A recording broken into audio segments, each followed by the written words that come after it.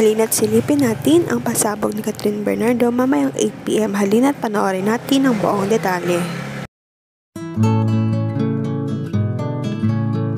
Excited na nga ang mga fans na malaman ang big brand na bagong i-endorso ngayon ni Kathryn, at ito ay malalaman natin mamayang 8 PM.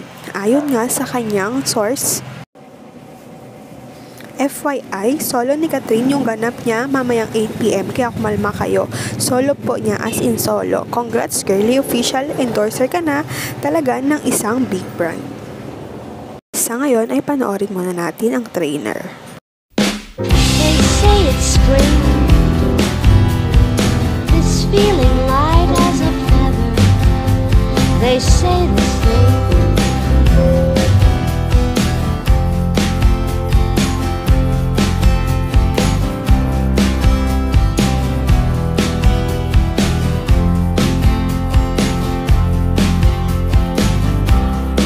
They say it's spring,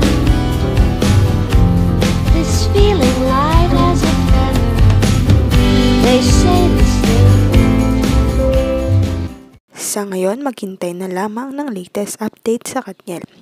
Huwag kalimutang mag-like at subscribe sa aking YouTube channel, Selyang Beats, para updated kayo sa mga balita. Maraming salamat po sa panonood.